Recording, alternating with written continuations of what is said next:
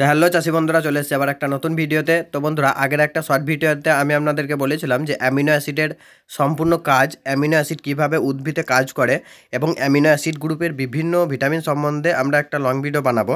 তো আজকের ভিডিওতে আমরা জানাবো অ্যামিনো অ্যাসিড কীভাবে কাজ করে, অ্যামিনো অ্যাসিডের মেকানিক্যাল ফাংশন সমস্ত জানতে পারবেন এই ভিডিওতে।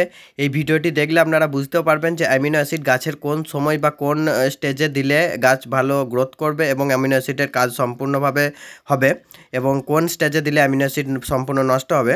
তো এই সম্পূর্ণ তথ্য জানার জন্য অবশ্যই চ্যানেলটিকে সাবস্ক্রাইব করে পাশে থাকা বেল আইকনটিকে প্রেস করে রাখবেন এবং ভিডিওটি সম্পূর্ণ দেখবেন এবং এরকম আরও নতুন নতুন ভিডিও পাওয়ার জন্য চ্যানেলটিকে সাবস্ক্রাইব করে রাখবেন। তো চলুন বন্ধুরা, আজকের ভিডিওটি শুরু করা যাক। তো অ্যামিনো অ্যাসিড হলো উদ্ভিদের প্রোটিন তৈরির মূল উপাদান এবং বিভিন্ন গুরুত্বপূর্ণ কাজ করে।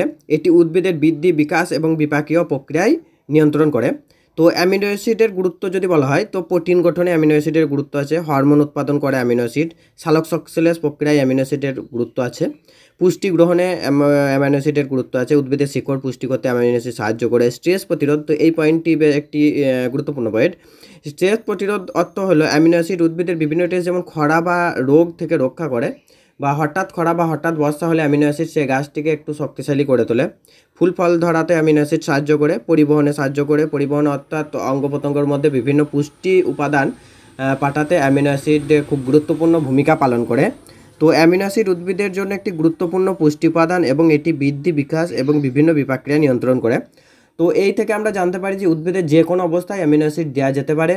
তো যে কোনো অবস্থায় আপনারা অ্যামিনো অ্যাসিড স্প্রে করতে পারেন এবং অ্যামিনো অ্যাসিড স্প্রে করাটা খুবই গুরুত্বপূর্ণ উদ্ভিদের বৃদ্ধি এবং বিকাশের ক্ষেত্রে এবং ফল ফুল ধরানোর ক্ষেত্রে। তো এই ছিল অ্যামিনো অ্যাসিডের গুরুত্ব।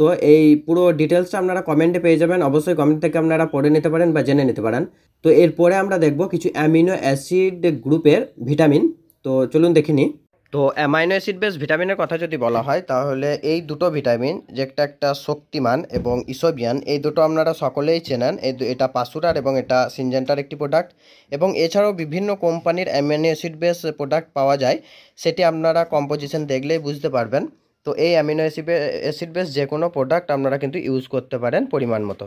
বন্ধুরা, ভিডিওটা দেখে কিছুটা পরিমাণ আপনাদের অ্যামিনো অ্যাসিড সম্বন্ধে ধারণা জন্মেছে। তো আপনারা অবশ্যই এবার নিজেরা বুঝতে পারবেন অ্যামিনো অ্যাসিড কোন জায়গায় দেওয়া ঠিক এবং কোন জায়গায় দেওয়া ঠিক নয়।